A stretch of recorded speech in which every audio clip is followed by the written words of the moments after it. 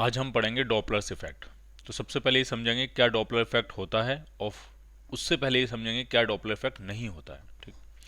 तो जैसे मान लिया एक पर्सन है, कोई यहाँ खड़ा हुआ है, कोई ऑब्जर्वर है, लिसनर है, यहाँ खड़ा हुआ है, और एक कोई साउंड का सोर्स है, मान लिया एक फास्ट मूविंग ट्रेन है, एक कोई ये ट्रेन है और ये हॉर्न बजाती हुई इस तरह से हॉर्न बजा रही है, ये हॉर्न बजाती हुई मूव करती हुई चली जा रही है। ठीक। तो क्या होगा, जैसे जैसे ट्रेन पास आती जाएगी उसको साउंड की इंटेंसिटी बढ़ी हुई सुनाई देगी, साउंड की इंटेंसिटी उसके लिए बढ़ती चली जाएगी इस पर्सन के लिए। अभी मान लिया ट्रेन यहाँ है तो कुछ इंटेंसिटी इसको सुनाई दे रही होगी, फिर ट्रेन और पास आ जाएगी, इंटेंसिटी और बढ़ जाएगी, फिर और पास आ जाएगी, इंटेंसिटी और बढ़ जाएगी, और जब इसके सबसे क्लोज होगी तब इंटेंसिटी मैक्सिमम होगी। फिर जैसे जैसे ट्रेन दूर होती जाएगी इंटेंसिटी कम होती जाएगी, और इस तरह से डिस्टेंस के साथ इंटेंसिटी कम होती जाएगी। तो ये जो वेरिएशन ऑफ इंटेंसिटी है, जब कोई सोर्स पास आ रहा है इंटेंसिटी का बढ़ना, जब कोई सोर्स सबसे नियरेस्ट है इंटेंसिटी का मैक्सिमम होना, और वही सोर्स अगर दूर जाता जा रहा है तो इंटेंसिटी का कम होते जाना। तो variation of intensity with distance, ये डॉपलर इफेक्ट नहीं होता है। ठीक है, क्लियर है? पहला पॉइंट आपको समझ में आया कि जो इंटेंसिटी का वेरिएशन है डिस्टेंस के साथ, वो डॉपलर इफेक्ट नहीं होता है। फिर डॉपलर इफेक्ट क्या होता है? तो डॉपलर इफेक्ट होता है वेरिएशन ऑफ फ्रीक्वेंसी, फ्रीक्वेंसी का वेरिएशन।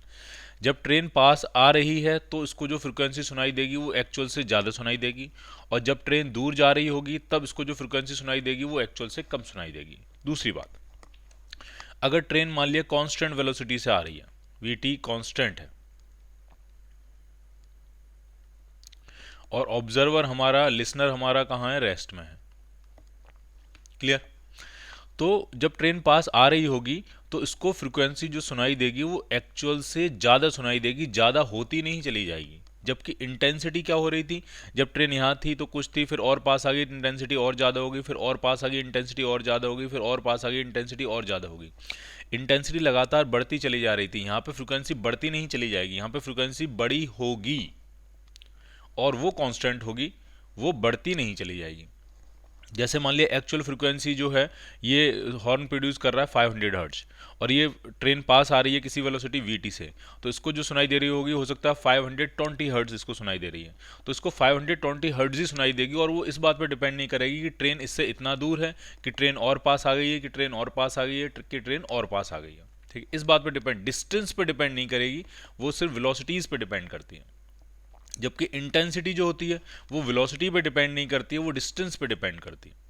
तो variation of intensity with distance is not a Doppler's effect, but variation of frequency with velocity is Doppler's effect. तो जब वो पास आ रहा है तो फ्रीक्वेंसी बढ़ी हुई सुनाई देगी, बढ़ती नहीं चली जाएगी। ठीक है, डिस्टेंस का यहां से कोई रिलेशन नहीं है। मतलब अगर फिर से समझो इस बात को, अगर मान लिया इसकी actual frequency F actual 500 hertz है, ठीक, और ये किसी कांस्टेंट वेलोसिटी से आगे की तरफ मूव कर रहा है ट्रेन का इंजन, और इसको जो पर्सन को सुनाई दे रही है एफ एपरेंट फ्रीक्वेंसी, वो मान लिया 520 हर्ट्ज है, तो उसको 520 हर्ट्ज ही सुनाई देती रहेगी एज लॉन्ग एज ट्रेन उसके पास एक कांस्टेंट वेलोसिटी से आती रहेगी। फिर चाहे ट्रेन यहाँ है, या फिर ये ट्रेन की लोकेशन यहाँ है, या ट्रेन की लोकेशन यहाँ है, या ट्रेन की लोकेशन यहाँ है, इससे कोई फर्क नहीं पड़ेगा। इसी तरह से जब ये ट्रेन इसको क्रॉस करके आगे निकल जाएगी तब उसको जो फ्रीक्वेंसी सुनाई देगी वो एक्चुअल से कम सुनाई देगी। ठीक, लेकिन फिर इस बात पे डिपेंड नहीं करेगा कि ट्रेन दूर जा रही है तो वो इस लोकेशन पे है, ट्रेन की इस लोकेशन पे है, ट्रेन की इस लोकेशन पे, एज लॉन्ग एज वो कांस्टेंट वेलोसिटी से दूर चलती चली जाए तो उसको जो फ्रीक्वेंसी सुनाई देगी एक्चुअल से कम सुनाई देगी, लेकिन वो कम होती नहीं चली जाएगी, कम ही रहेगी। वो एग्जैक्टली जो एक वैल्यू होगी, जैसे मान लिया उसको 486 हर्ट्ज सुनाई दे रही है, तो ट्रेन जब यहाँ होगी तब भी 486 सुनाई देगी, जब ट्रेन यहाँ होगी तब भी 486 सुनाई देगी, जब ट्रेन यहाँ होगी तभी 486 सुनाई देगी। जो चीज़ कम होती जाएगी वो फ्रीक्वेंसी नहीं होगी, वो इंटेंसिटी होगी, और इंटेंसिटी का वेरिएशन डॉपलर इफेक्ट नहीं होता है। क्लियर? तो ये पॉइंट आपको समझ में आना चाहिए कि क्या डॉपलर इफेक्ट होता है और क्या नहीं होता है। अब हम इसका एक जनरल फॉर्मूला है वो समझ लेते हैं, और उसको कैसे अप्लाई करते हैं वो समझ लेते हैं। देखिए अब आप केस 1 केस 2 करके करेंगे, लेकिन उससे पहले जनरल फॉर्मूला लिख लेते हैं। तो एपरेंट फ्रीक्वेंसी यही सब में लगेगा, ठीक है, is equal to actual frequency into v plus minus v o, upon v plus minus v s. मतलब क्या हुआ, इसमें क्या क्या वेलोसिटीज हैं? तो एफ नॉट तो है आपकी एक्चुअल फ्रीक्वेंसी, एक्चुअल। वी जो है वो है स्पीड ऑफ साउंड, जो किसी क्वेश्चन में 330 या 335 या 340 दी होगी, इवन कुछ कुछ क्वेश्चंस में 350 भी दे देते हैं, स्पीड ऑफ साउंड।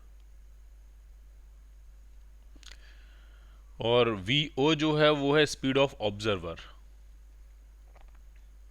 या लिसनर कहना चाहिए हमको। और वी एस जो है वो क्या है, स्पीड ऑफ सोर्स, साउंड नहीं है, स्पीड ऑफ सोर्स, ये स्पीड ऑफ सोर्स है। और एफ एपरेंट वो है एक्चुअल फ्रीक्वेंसी, तो एफ नॉट होगी एपरेंट, मतलब एपरेंट फ्रीक्वेंसी जो उसको सुनाई देगी, एपरेंट फ्रीक्वेंसी। क्लियर? अभी फॉर्मूला लगाएंगे कैसे, अब वो समझना आपको, केस बाय केस समझते जाएंगे। जैसे मान लिया मैंने कहा पहला केस ये है जिसमें आपका सोर्स जो है वो रेस्ट में है, ये मान लिया लाउड स्पीकर है और किसी पर्टिकुलर फ्रीक्वेंसी को जनरेट कर रहा है, ये है रेस्ट में, और ऑब्जर्वर इसके पास आ रहा है, कितनी वेलोसिटी से, तो ऑब्जर्वर की स्पीड हम क्या मानते हैं, वीओ। तो एपरेंट फ्रीक्वेंसी का फॉर्मूला क्या बनेगा? देखो सोर्स रेस्ट में, तो सोर्स की वेलोसिटी तो जीरो हो गई, तो अगर हम डिनोमिनेटर में देखेंगे सोर्स की वेलोसिटी जीरो है, तो सिर्फ नीचे क्या आने वाला है, नीचे सिर्फ आने वाला है v। ठीक है, अब अगर न्यूमरेटर में देखेंगे तो क्या होगा, प्लस आएगा कि माइनस आएगा, तो ध्यान से सुनना है। जब ये सोर्स के पास जा रहा होगा, सोर्स के पास जाएगा तो इसको एपरेंट फ्रीक्वेंसी एक्चुअल से ज़्यादा सुनाई देगी, क्योंकि ये सोर्स के पास जा रहा है, इसको एपरेंट फ्रीक्वेंसी एक्चुअल से ज़्यादा सुनाई देगी। अब ज़्यादा करने के लिए न्यूमरेटर बड़ा होना चाहिए, और न्यूमरेटर बड़ा करने के लिए हम क्या लिखेंगे, v plus v o. Clear? और अगर ये दूर जा रहा हो तो क्या फॉर्मूला बनेगा, अगर ऑब्जर्वर मान लिया दूर जा रहा है, ये तो पहला केस बन गया, फर्स्ट केस।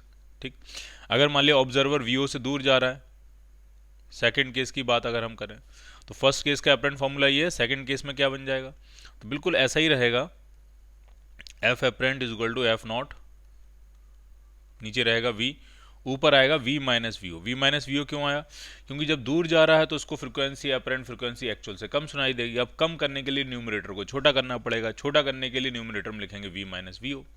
जब ये पास जा रहा था तो उसको एपरेंट फ्रीक्वेंसी एक्चुअल से ज़्यादा सुनाई देगी, ज़्यादा करने के लिए न्यूमरेटर को बड़ा करना पड़ेगा, न्यूमरेटर को बड़ा करने के लिए न्यूमरेटर में लिखेंगे v plus v O.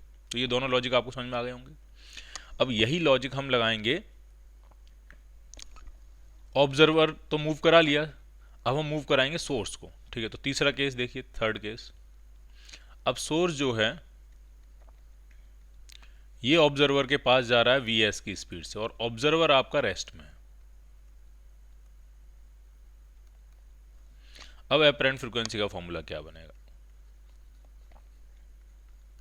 F not, observer तो रेस्ट में है तो वीओ तो जीरो है, तो सिर्फ ऊपर क्या आएगा, वी। समझ में आया होगा आपको, v plus minus v o है, वी ओ तो जीरो ही है क्योंकि ऑब्जर्वर रेस्ट में, तो ऊपर सिर्फ क्या आ जाएगा, वी। अब नीचे देखते हैं नीचे क्या आएगा। अब जब सोर्स पास जा रहा है तो ऑब्जर्वर को एपरेंट फ्रीक्वेंसी ज़्यादा सुनाई देगी, ज़्यादा करने के लिए डिनोमिनेटर छोटा होना चाहिए, और डिनोमिनेटर छोटा तब होगा जब वहाँ लिखोगे v माइनस वी एस। ये लॉजिक क्लिक किया आपको? ठीक है, फिर से समझो, जब ये सोर्स पास जा रहा है तो एपरेंट फ्रीक्वेंसी उसको ज़्यादा सुनाई देगी, ज़्यादा करने के लिए अब यहाँ तो डिनोमिनेटर की बात चल रही है, तो डिनोमिनेटर को तो हमें छोटा करना पड़ेगा।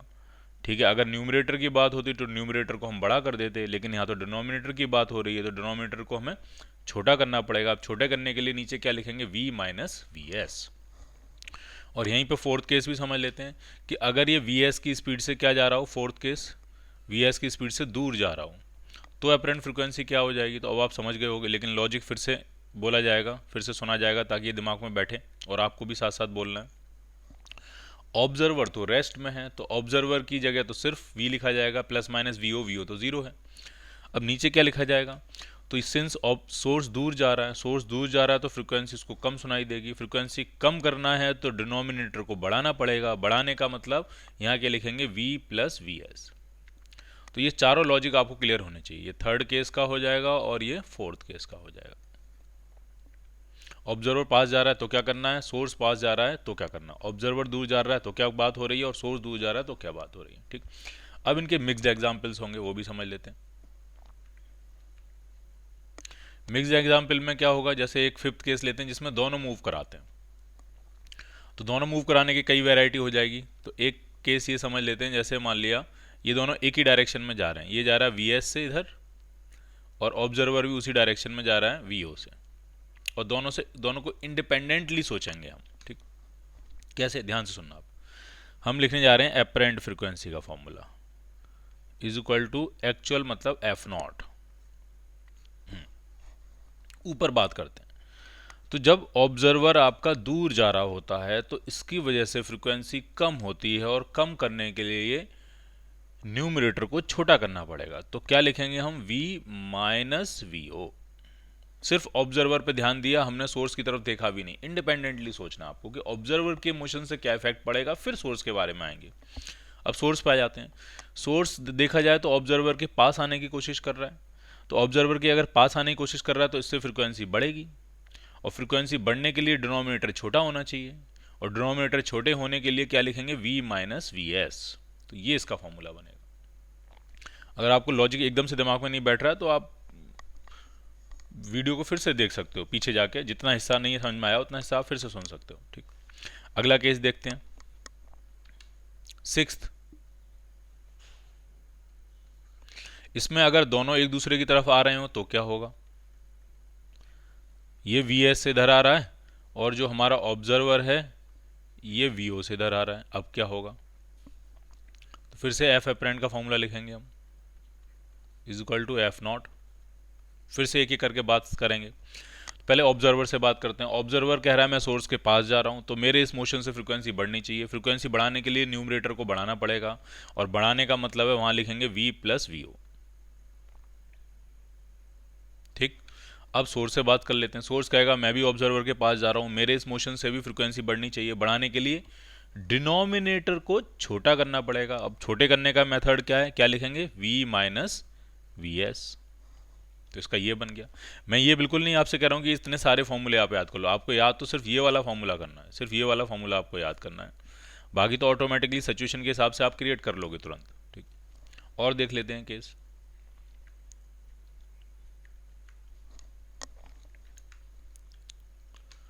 दोनों एक दूसरे की तरफ आ रहे थे, अब दोनों अगर मान लिया एक दूसरे से दूर जा रहे हैं, वो केस देख लेते हैं क्या बनेगा। सोर्स भी दूर जा रहा है वी एस की स्पीड से, और ऑब्जर्वर भी दूर जा रहा है वी ओ की स्पीड से। तो अपरेंट फ्रीक्वेंसी कितनी आने वाली है,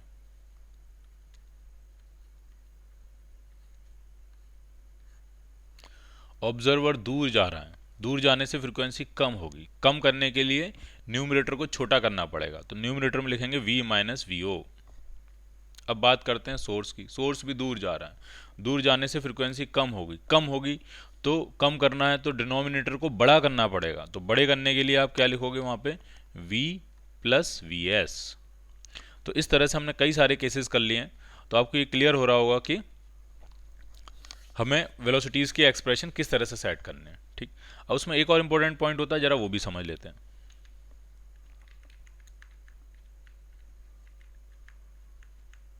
देखिए, कई बार ऐसा होता है कि सोर्स और ऑब्जर्वर की वेलोसिटी एक लाइन के अलोंग होती ही नहीं है। जैसे मान लीजिए ये सोर्स है और ये ऑब्जर्वर है, लिसनर है, और लाइन जॉइनिंग तो इनकी ये है, लेकिन सोर्स जो मूव कर रहा है मान लिया इस डायरेक्शन में मूव कर रहा है, और जो ऑब्जर्वर मूव कर रहा है वो मान लिया इस डायरेक्शन में मूव कर रहा है, अलग अलग डायरेक्शन में। मान लिया इसकी वेलोसिटी है वी एस, और ये एंगल लेट से मान लिया हमने थीटा 1 है, और इसकी वेलोसिटी जो है वो हम वी ओ मान लेते हैं, ऑब्जर्वर की वेलोसिटी जो मानते आए हैं, और ये एंगल कितना है, थीटा 2 है। तो अगर अब वेलोसिटीज़ की डायरेक्शन अलग अलग हैं तो डॉपलर इफेक्ट्स में जो वेलोसिटीज़ पार्टिसिपेट करती हैं वो वही होती हैं जो line joining along the line joining source and observer होती हैं। ये चाहो तो आप ले सकते हो कि डॉपलर इफेक्ट में कौन सी वेलोसिटीज़ पार्टिसिपेट करती हैं, only those velocities which are along the line joining source and observer. वो यहाँ पे कौन कौन सी होंगी, तो अगर हम इधर देखेंगे तो ये जो वेलोसिटी आएगी ये आ जाएगी वी एस कॉस थीटा 1, और ये जो वेलोसिटी आएगी ये आ जाएगी वी ओ कॉस थीटा 2। तो अब हम फॉर्मूला लगाएंगे अपरेंट फ्रीक्वेंसी का। एक्चुअल इनटू, एक एक करके बात करेंगे। ऑब्जर्वर दूर जा रहा है, दूर जाने से फ्रीक्वेंसी कम होगी, कम करना है तो न्यूमरेटर को छोटा करना पड़ेगा, छोटे करने के लिए लगाएंगे वहां माइनस, तो ये बनने वाला है v minus v o cos theta 2। ठीक, सोर्स पे बात करते हैं। सोर्स आ रहा है पास, पास आने से फ्रीक्वेंसी बढ़ती है, बढ़ाना होगा तो जो डिनोमिनेटर है उसको छोटा करना पड़ेगा, छोटे करने के लिए वहां पे क्या लिखेंगे माइनस, तो ये बनेगा v minus v S cos theta 1। Clear. तो अगर किसी और डायरेक्शन में वेलोसिटीज हैं तो हम इस तरह से खेल खेलेंगे। ठीक है, एक और इंपॉर्टेंट पॉइंट होता है वो भी समझ लेते हैं। कई बार क्या होता है, एयर मूव कर रही होती है, एयर हवा बह रही होती है, तो उसमें क्या होगा, कैसे करेंगे वो समझिए। जैसे मान लीजिए सोर्स है और ये ऑब्जर्वर है और विंड ब्लो कर रही है। ठीक है, एयर मीडियम जो है, मीडियम खुद मूव कर रहा है, विंड फ्लो हो रही है, और मान लीजिए मीडियम की वेलोसिटी वी लिख देते हैं। तो इसमें दो केसेस होते हैं। अगर विंड आपकी सोर्स से ऑब्जर्वर की तरफ मूव कर रही है तो ये साउंड की स्पीड को बढ़ा देगी, साउंड ऑब्जर्वर तक जल्दी पहुंचेगी। तो अब हम जो साउंड की स्पीड v लिखते थे उसकी जगह रिप्लेस करेंगे हम v plus v m. v plus v m कब करेंगे, जब विंड या मीडियम जो है वो सोर्स से ऑब्जर्वर की तरफ चल रहा है। ठीक, दूसरा केस क्या हो सकता है कि अगर मीडियम सोर्स से ऑब्जर्वर की तरफ न चल के उल्टा चल रहा हो, ऐसे इस तरफ मीडियम, आंधी इस तरफ चल रही हो वी की स्पीड से, तो अब हम क्या करेंगे, अब जो साउंड की स्पीड होगी वो कम हो जाएगी। ठीक है, तो साउंड की स्पीड हमने v लिखा था, v की जगह रिप्लेस करेंगे क्या हम, v माइनस वी एम। जैसे इसके लिए अगर हम फॉर्मूले बनाएंगे, इसके लिए जनरल फॉर्मूला बनाएं इसके लिए, तो f apparent is equal to बनेगा आपका एफ नॉट, तो रहेगा ही रहेगा। v की जगह क्या लिखोगे, v प्लस वी एम, ये लिखेंगे हम, और नीचे भी क्या लिखेंगे, v की जगह v प्लस वी एम, और बाकी आपका सेम रहेगा, प्लस माइनस ऊपर वी ओ और नीचे प्लस माइनस वी एस, जैसी भी सिचुएशन होगी उसके हिसाब से। और जब नीचे वाले केस के लिए बनाएंगे तो जहाँ हमने v प्लस वी एम लिखा है वहाँ हम क्या रिप्लेस करेंगे, v minus v m, v minus v m. ठीक है, तो कई बार एक सिचुएशन ये भी होती है। ठीक, एक और इंपॉर्टेंट सिचुएशन है वो भी समझ लेते हैं। कई बार क्वेश्चन ऐसे पूछा जाता है कि जो सोर्स है वो सर्कुलर मोशन कर रहा है, ऐसे सर्कल में है, ये मान लिया इसका सेंटर है और सोर्स जो है सर्कुलर मोशन कर रहा है, और ऑब्जर्वर जो है वो कहीं यहाँ खड़ा है, यहाँ ये ऑब्जर्वर खड़ा हुआ और सोर्स जो है सर्कल में घूमे जा रहा है। ठीक, तो इसमें चार इंपॉर्टेंट पॉइंट है जो आपको ध्यान से समझने हैं। ठीक, अगर मैं पूछूं कि, ध्यान से सुनना आपको, अगर मैं पूछूं कि जब सोर्स जो है वो इस पॉइंट पे होगा, सोर्स है ये, जब सोर्स इस पॉइंट पे होगा, नाम रख लेते हैं इसका पॉइंट ए, और ये ऊपर की तरफ मूव कर रहा होगा वी एस की स्पीड से, ठीक, तब इस पर्सन को कौन सी फ्रीक्वेंसी सुनाई देगी, तो तब ए पॉइंट पे जो इस पर्सन को सुनाई देगी वो एक्चुअल फ्रीक्वेंसी होगी। क्यों, क्योंकि इस वेलोसिटी का, सोर्स की वेलोसिटी का कोई भी कंपोनेंट नहीं है जो line joining source and observer के अलोंग हो, तो इसका मतलब इनमें डॉपलर इफेक्ट है ही नहीं, और डॉपलर इफेक्ट नहीं है तो उसको एक्चुअल फ्रीक्वेंसी ही सुनाई देगी। ठीक, इसी तरह से जब सोर्स जो है वो पॉइंट बी पे आएगा, बी पे आएगा, यहाँ पे होगा सोर्स और इस तरफ मूव कर रहा होगा इस तरह से वी एस की वेलोसिटी से, तब भी आप ये कह सकते हो कि इस सोर्स की वेलोसिटी का कोई भी कंपोनेंट नहीं है जो कि line joining source and observer के अलोंग हो, तो भी उसको क्या सुनाई देगी, एक्चुअल फ्रीक्वेंसी ही सुनाई देगी। यानी दो पॉइंट हमको क्लियर हो गए, एक पॉइंट ए क्लियर हो गया, एक पॉइंट बी क्लियर हो गया, इन दोनों पे जो सुनाई देगी वो कौन सी फ्रीक्वेंसी होगी, एफ नॉट ही होगी, एक्चुअल फ्रीक्वेंसी ही सुनाई देगी। ठीक, तो अब सवाल उठता है मैक्सिमम और मिनिमम कब फ्रीक्वेंसी सुनाई देगी। ठीक, तो मैक्सिमम के लिए आप ध्यान से सुनिए, हम यहां से डालेंगे टेंजेंट,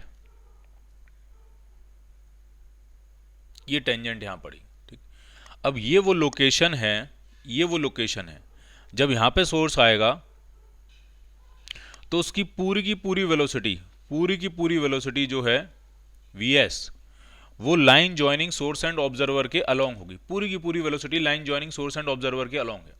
तो यहाँ पे पूरी वेलोसिटी डॉपलर इफेक्ट में पार्टिसिपेट कर रही है और वो अपनी पूरी वेलोसिटी से ऑब्जर्वर की तरफ आ रहा है, तो ये वो पोजीशन है जहाँ पे ऑब्जर्वर को मैक्सिमम फ्रीक्वेंसी सुनाई देगी। तो इस पॉइंट का नाम सी रख लेते हैं, और सी पॉइंट के लिए ऑब्जर्वर को क्या सुनाई देगी, मैक्सिमम एपरेंट फ्रीक्वेंसी जो होगी वो मैक्सिमम होगी, और कितनी होगी अगर हम लिखना चाहें तो हो जाएगा एफ नॉट, ऑब्जर्वर तो भाई आपका रेस्ट में है तो ऊपर तो वी लिखा जाएगा और नीचे लिखा जाएगा वी माइनस वी एस, ये होगी उसको मैक्सिमम फ्रीक्वेंसी जो सुनाई देगी। माइनस क्यों? क्योंकि सोर्स पास आ रहा है तो फ्रिक्वेंसी ज़्यादा सुनाई देगी। ज़्यादा करने के लिए डिनोमिनेटर को छोटा करना पड़ेगा। छोटा करने का मतलब है v माइनस वी एस। जब वो पूरी ताकत से ऑब्जर्वर की तरफ मूव कर रहा होगा उस टाइम उसको ऑब्जर्वर को मैक्सिमम फ्रिक्वेंसी सुनाई देगी। ठीक। अच्छा, मिनिमम फ्रिक्वेंसी कब सुनाई देगी वो भी समझ लेते हैं। तो मिनिमम फ्रिक्वेंसी तब सुनाई देगी जब सोर्स पूरी ताकत से ऑब्जर्वर से कहाँ जा रहा होगा? दूर जा रहा होगा। मतलब जब लोकेशन सोर्स की यहाँ होगी, जब सोर्स यहाँ होगा और वो अपनी पूरी स्ट्रेंथ से, पूरी स्पीड से ऑब्जर्वर से कहाँ जा रहा है? दूर जा रहा है। तो ये वो पोजीशन है जहाँ पे उसको मिनिमम फ्रिक्वेंसी सुनाई देगी। ठीक, क्या नाम रख सकते हैं इस पॉइंट का? नाम रख लेते हैं डी। तो डी पॉइंट पे फ्रिक्वेंसी जो सुनाई देगी वो क्या होगी? मिनिमम। कितनी होगी? लिख सकते हैं एफ नॉट, ऊपर तो वी रहेगा, नीचे आ जाएगा, दूर जा रहा है तो फ्रिक्वेंसी कम है, कम करने के लिए डिनोमिनेटर को बढ़ाना पड़ेगा, वी प्लस वी एस। तो इस सर्कुलर मोशन के केस में आपको 4 पॉइंट क्लियर होने चाहिए कि ए पॉइंट और बी पॉइंट पे फ्रिक्वेंसी एक्चुअल सुनाई देगी, सी पे मैक्सिमम सुनाई देगी और डी पे मिनिमम।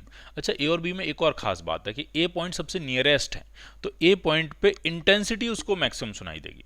ठीक है, ए पॉइंट पे जो इंटेंसिटी होगी, क्योंकि इंटेंसिटी तो डिस्टेंस के साथ गवर्न होती है, डिस्टेंस जब सबसे कम होगी तब इंटेंसिटी मैक्सिमम होगी,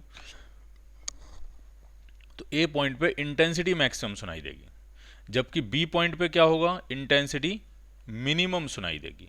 बी पॉइंट पे इंटेंसिटी मिनिमम सुनाई देगी, ए पॉइंट पे इंटेंसिटी मैक्सिमम सुनाई देगी, सी पॉइंट पे फ्रीक्वेंसी मैक्सिमम सुनाई देगी और डी पॉइंट पे फ्रीक्वेंसी मिनिमम सुनाई देगी। क्लियर?